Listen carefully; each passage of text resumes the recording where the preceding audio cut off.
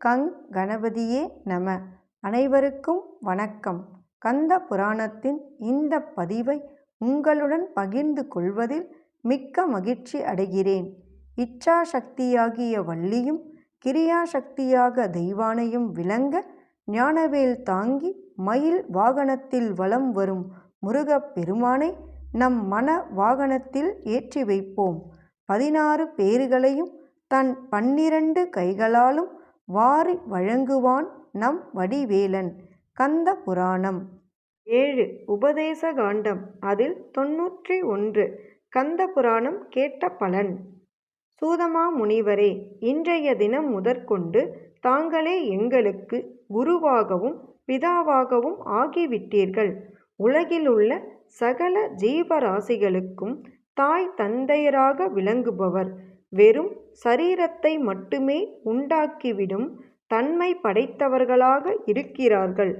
ஆனால் தாங்களோவென்றால் பிரம்மத்தையும் ஞானத்தையும் அளித்தவராக ஆகிவிட்டீர்கள். தங்களுடைய கருணைமயமான கடைக்கண் பார்வையால் நாங்கள் அனைவரும் கரை காணாத சமுத்திரத்திலிருந்து கரையை அடைந்து விட்டோம். உலகிலுள்ள 6 விதமான தந்தைமார்களில் பிரம்மத்தை உபதேசித்த தந்தையே உயர்ந்தவராவார். எப்படி என்றால், அவரால் கரையே இல்லாத சம்சார கடலானது ஒரு மாட்டின் குளம்படி போல் செய்யப்படுகிறது. நற்குணம் வாய்ந்த குருமார்களுக்கு சரீரம், பொருள், உயிர் ஆகியவற்றை அர்ப்பணம் செய்ய வேண்டுமென்று வேதங்களை கற்றுத் தேர்ந்த அந்தணோத்மர்கள் சொல்லுகிறார்கள். ஆகையால் அதி புத்தி கூர்மை உள்ளவரும் உலக ஆசிரியனாகவும் உள்ள சூதமா முனிவரே, தாங்கள் எங்களுக்கு பரமேஸ்வரரை பற்றி விரிவாக கூறி விளக்கியதால் தங்களுடைய கருணையின் மூலமாக நாங்கள் அனைவரும் கிருதார்த்தர்களாகிவிட்டோம். ஆகையால் எங்களுக்கு சொந்தமான ஐஸ்வர்யங்கள், உடல், உயிர் ஆகியவற்றை எல்லாம் நாங்கள் தங்களுக்கே காணிக்கையாக கொடுத்து விட்டோம். மேலும் குரு தேவருக்கு சகல பொருட்களையும் அர்ப்பணித்துவிட வேண்டுமென்று வேதங்களில் கூட குறிப்பிடப்பட்டிருக்கிறது என்று சொல்லி அவரை கும்பிட்டு வணங்கினார்கள். உடனே மகிமை வாய்ந்த சூதமா முனிவர் அவர்களை நோக்கி, தவசீலர்களே, நீங்கள் என்னை இவ்வாறு உயர்த்தி கூறுவதில் எவ்வித அர்த்தமுமே இல்லை. ஏனென்றால் நாம் அனைவருமே சகல உலகங்களுக்கும் தலைவராகிய சர்வேஸ்வரனையே வணங்கி துதி செய்வோமாக. நாம் பிறவி எடுத்ததின் பயனும் அதுவேதான் என்று கூறி அருளினார்.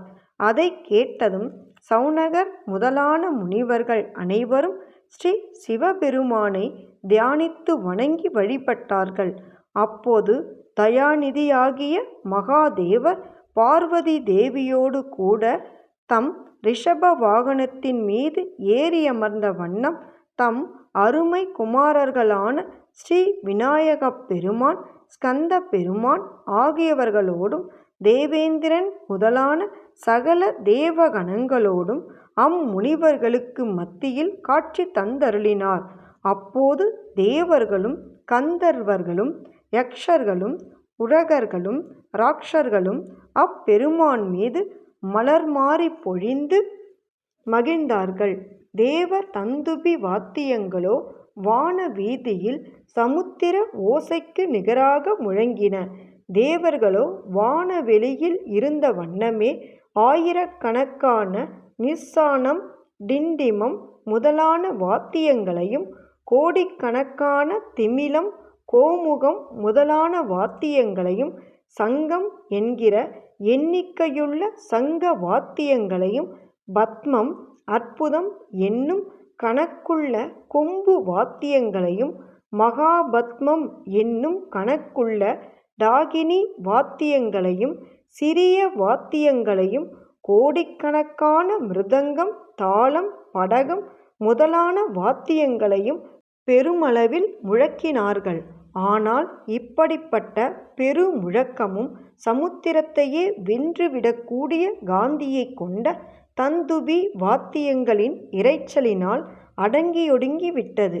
தவ சிரேஷ்டர்கள் அனைவரும் தங்கள் தண்டங்களை உயரத்தில் எறிந்து அவற்றை மறுபடியும் பந்து போல் கைகளில் லாவகமாகப் பிடித்து நாலாபுறங்களிலும் ஆனந்த கூத்தாடினார்கள். சாமகானத்தில் தேர்ச்சி பெற்ற முனிவர்களோ சாமங்களினால் இன்னிசையை பெருக்கினார்கள். காந்தர்வ வேதத்தில், அதாவது சங்கீதத்தில் பாண்டித்யம் பெற்றவர்களான ஹா ஹா ஹூ ஹூ, சித்திரசேனன், மகாசித்திராத்தன், தும்புரு, நாரதர் முதலானவர்களும் தங்கள் மனைவிமார்களோடு கூடிய கின்னரர்கள், கிம்புருஷர்கள் முதலானவரும் உமாபதியின் முன்னிலையில் வீணை வாசிப்பதற்காக வந்து கூடினார்கள். திருமாலும் வேத வடிவமான கருடன் மீது ஏறியமர்ந்து கொண்டு தம் 4 மூர்த்திகளினாலும் சூழப்பட்டவராகி பரமசிவனுடைய சந்நிதியில் அவருடைய இடது புறத்தில் வந்து நின்று கொண்டு ஸ்ரீ ருத்திர மந்திரங்களை ஒருமித்த மனதோடு ஜபித்த வண்ணம் ஸ்ரீ சிவபெருமானை வணங்கி வழிபட்டார். அதே சமயத்தில் அவருடைய பத்தினியாகிய லக்ஷ்மி தேவியும் ஏராளமான பரிவார பெண் மணிகளினால் புடைசூழப்பட்டவளாகி பசுபதியாகிய மகாதேவரையும் அவருடைய இடது மடி மீது வீற்றிருக்கும் பர்வத ராஜகுமாரியையும் தன் வாக்கினால் வணங்கி வேண்டிக் கொண்டார்.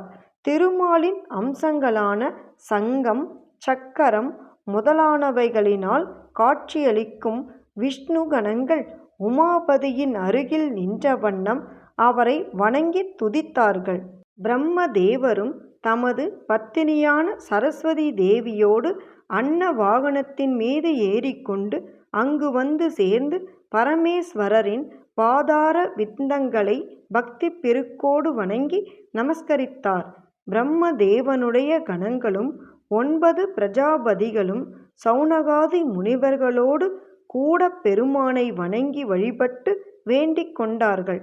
அதிக சிறப்பு பெற்றவர்களான பிரம்ம ரிஷிகள், புனித சீலர்களான தேவ ரிஷிகள், கபிலர் முதலான தவ சிரேஷ்டர்கள் முதலானவர்கள் எல்லாம் சர்வேஸ்வரரை ஆனந்த களிப்போடு துதி செய்து வணங்கினார்கள். அப்போது அந்த சபையில் அதி அற்புத அழகு வாய்ந்ததும் பலவிதமான இரத்தினங்களினால் காட்சியளிப்பதும் மேருமலைக்கு நிகரானதும் சுத்த பசும் பொன்னினால் உண்டாக்கியதும் அதி அற்புதமானதும் இறைவனுக்கு பொருத்தமானதுமான ஒரு திவ்யமான சிம்மாசனம் உண்டாயிற்று.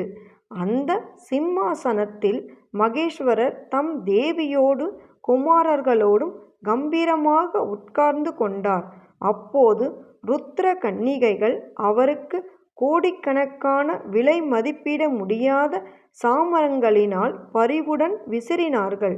கணாதிபர்களோ கரும்பு அகிற்கட்டை பொடிகளினால் தூவப்பட்ட தூபங்களினால் அவர் அமர்ந்திருக்கும் அந்த இடத்தை அதி அற்புதமாக நிரப்பச் செய்தார்கள். சௌனகாதி முனிவர்கள் அனைவரும் தங்கள் உள்ளத்தில் அளவில்லாத மகிழ்ச்சி பெருக்கோடு பக்தி பரவசத்தில் திளைத்தவர்களாக தம்மை மறந்த நிலையில் மெய்மறந்து நின்றார்கள். அவர்கள் ஈஸ்வரன் ஒருவரை தவிர வேறு யாரையுமே அப்போது உணர்ந்து கொள்ளவில்லை. ஓம் சரவண பவ. ஓம் நம சிவாய.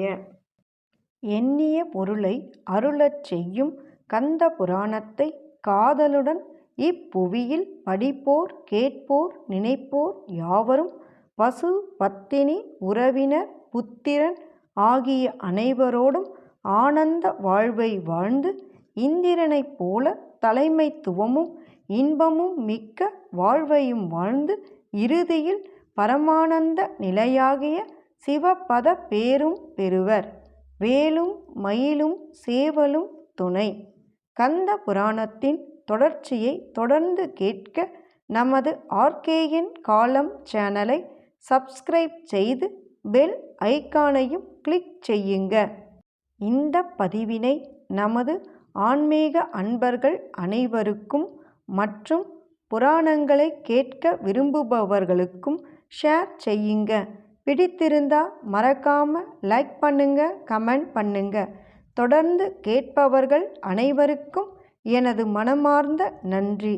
நாளையும் வருவான் நமது வடிவேலன்.